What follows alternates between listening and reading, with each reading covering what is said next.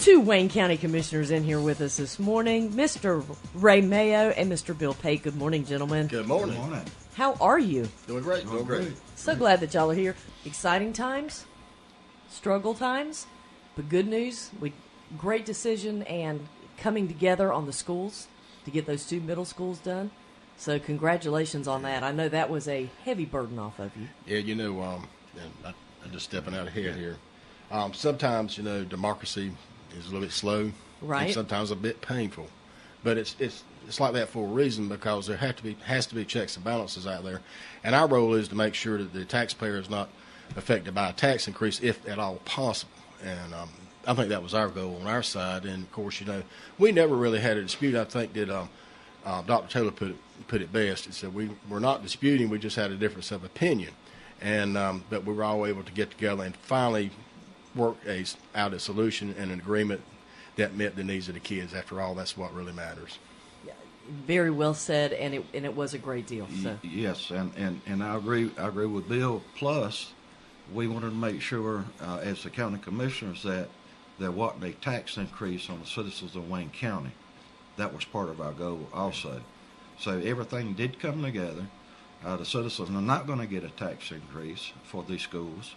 And it was a win-win situation for everyone. Well, we thank you for that very, very much. And another good deed that has occurred in the last week or so is interim county manager George Wood. And by the research that I've done, he's a no-nonsense, very level-headed businessman. He doesn't believe in the good old boy party system. He believes in getting in there and getting work done. And so, good choice while you get to do your search for a permanent person to fill that. Yes, that's exactly right. He is a person that has a lot of experience as a manager, and that's what I like about George. He is common sense. He's down to earth, and he believes in doing things by the book, but he also believes in taking action when things are not right. He's a good manager. So we are really fortunate here in Wayne County to have George Wood on. I've had several meetings with him already, and he's hit the ground running. As a matter of fact, he started actually before he ever was sworn in, helping us on the schools. Well, I wanted to make that point, so I'm glad you brought it up, because I've had people say, well, as an interim, how effective can he be? Well, I think he's already proven that in the fact that he was right there going over the analysis and doing a lot of work with you, with the commissioners themselves over the school issues. And he also had to jump right in on this payroll issue, so we're gonna ask. Payroll seems to just continually come back and be a nagging issue for the county right now. And obviously the big deal this week was that payroll wasn't on the 25th in direct deposits, as it always is every month. It has been resolved, and most everyone began receiving their checks yesterday, or should get them today. Tomorrow at the very latest, I think, has been the final word. But what happened? I think really what happened was it really was human error. Had nothing to do with the interim manager coming in, not at all. Right. There are two different files that have to be submitted by our finance department that go to the banks. One is what the money is, and then was allowed the money to be moved into different accounts, and that failed to get over there. So it was one day late is what happened, right. And that's been rectified. And anybody who's in a position of insufficient funds, because a lot of people have their payments made right out of their account, and they got it set up on their bill pay and that kind of thing that automatically goes out that day. So if anybody's in that situation, then the county's going to pick up the cost on that. That is correct. That is correct. Yes. Okay. Well, and you said earlier that that George Wood, the interim manager, is going to continue to look into this. Yes, he is. I mean, like Ray said, we picked a professional manager, and it was good to be able to bring somebody in who had fresh eyes and was able to jump right in on this. And like you said earlier, I mean, the man went to work before he even got him sworn in with a school issue, which shows the kind of dedication and experience and background that he has to go ahead and step up to the plate when a big issue arises. Okay. Well, we're going to talk about one more big issue, and then we're going to go on to all the positive things that we brought you in for. But I have one more question. Last one on county manager. Obviously, we have an interim. because we no longer have Lee Smith as our county manager. Are we ever going to know what happened? Well, we settled, as you know, with Lee Smith, and we are bound confidentiality by the agreement, and so therefore, in my opinion, the information as far as what actually happened may come out sometime in the future, but we as commissioners are bound confidentiality on this subject. And we wish Mr. Smith well in his future. Yeah. He'll move on. He's a very talented person, and we wish him and his family well. Fair enough, and I'm done with all the hard questions that I wanted to ask you two this morning, and I thank you for allowing me to do that.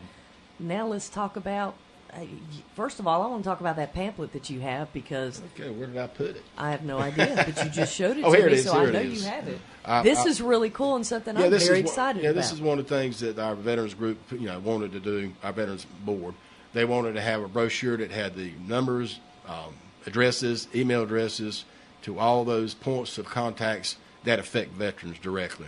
And so we've got this done, and I thought Barbara's the one that put it together for us, and our PIO office, and it really looks good. Matter of fact, Vic Miller, I know he was on your program the He other was. day, and I think he promised to bring you some. I talked to him this morning. I said, Vic, make sure you get that out there. Well, So- thank you for but reminding him. But I will leave you the copy that I have that's with me, because he's got the other 500. I put them in his capable hands, and he and the other veterans of my group were to disseminate those around the county. Well, I don't know if Barbara's listening this morning, but this is beautiful. She did a great job. She did. And this is, with the number of veterans that we have here, do we know a number? Somebody asked me the other day how many veterans we have in Wayne County. I guess it depends on what you believe in terms of whether the census is accurate or not, but I think it was around 13,000. 13,000. 13,000. Yes. I can now answer that question. Well, this is a tremendous service to them, so kudos to you guys for getting it done, and to Barbara. And I'll be meeting with the Patriots Coalition this evening, so we will begin to work on the Purple Heart ceremony, which will be in August, and he's got a couple other things. I'm going to be a co-chair again this year, and Bill Broadway, if you're listening, you don't know, you also going to be a co-chair. Congratulations. Yeah. And the Veterans Committee that was formed over a year ago has done a fantastic job bringing forth, helping the veterans, giving veterans the exposure and the benefit help that they deserve. That is so well said, Ray. Yes, and so that was one of our goals a year ago, was to focus on veterans, and Commissioner Pate's done a fantastic job on that committee. And I have a request to you. Okay. We talked the other day, we had a meeting, and there are a lot of things that have happened that individual members of that board have helped veterans, whether it be benefits or it be housing or whatever, but we haven't been tooting our horn about what we've been doing. So I've told them, I said, what we need to do every time you guys do something, let's record that, and let's see if we can't get it out to Carol and put it on the Goldsboro Daily News site, or you bring it up. Absolutely. Because everybody, they need to know, and that'll bring in additional veterans who do need help, and they'll know there's someone out there who can help them. Well, I would not be prouder to do anything more than be the voice of the veterans here in Wayne County from a public standpoint, because your board is the voice for them and doing a lot of things. But if we can make it more widely known, that's just awesome. Right now I actually have an email into Congressman Holding, because it's coming to light that the way that the USVA handled some of the claims was to destroy the records. Yeah, I saw that. I was very disturbed at It happening. is extremely disturbing. So Anything a year or older, they're just gone. These poor guys are sitting out there. Some of them are waiting for years, and they don't even know that's going on. That's a shame. It is a terrible shame, and it's a disgrace to the men and women that Yes, it is. Fought for us. So Agreed. okay, thank you so much. This is awesome. And now I'm looking at something here that I didn't have time to look over, but this is I know it's a big deal. So this had to do with some trust funds, correct? Yes. If you remember last time we were on, the Eastern region was being dissolved, and we had $1.8 million, if you remember last time, Right. for 4 projects that we talked about. That money, that 1.8, was taxpayer money. We didn't have to pay that back. Okay, there's a second portion, which is the state allocated side of the Eastern region. And Wayne County's portion was $576,923.08. This money is available, But this money has to be paid back. There's only a 1% fee to borrow the money, but and there's no interest. Right. But it has to be paid back within 5 years. So what the Board of Commissioners did is that we had interviews from different municipalities and organizations, and on February 18th, our last commissioner meeting, we voted, and what we did is we allotted the town of Eureka $146,678. The town of Fremont received $255,241 in change, and the town of Mount Olive $100,000, and the town of Pikeville for $75,000. Now, the only requirement is just like the other funds we got; it has to be used for economic development. Right. And so this went to the Eastern Region Board that I sit on for approval on February 20th, and all these projects were approved unanimous for Wayne County to get this money. So in the next 2 to 4 weeks, we will be receiving this money, $576,923. That's fantastic. And did these needs come out of those town hall meetings that you had? The presentations we had before the commissioners. Right. Yeah, and the commissioners decided a priority based on need, And so we had a unanimous vote, and it's a good thing, because where can you go and borrow money at only a 1% fee? I'd like to know. That's right. If I could do it, I'd like to know. And like you said, a lot of this came out when we met with the individual municipalities last year, and they were already telling us what their needs were, and we didn't know we were going to be able to access these dollars, but we pretty much already knew what we needed to do if the money ever came available. And so I congratulate Ray, because he has worked diligently and hard on this to make sure that the money came back to Wayne County that was ours, and through the DMV funds, and we've already took care of that with those other projects, and now we've got this.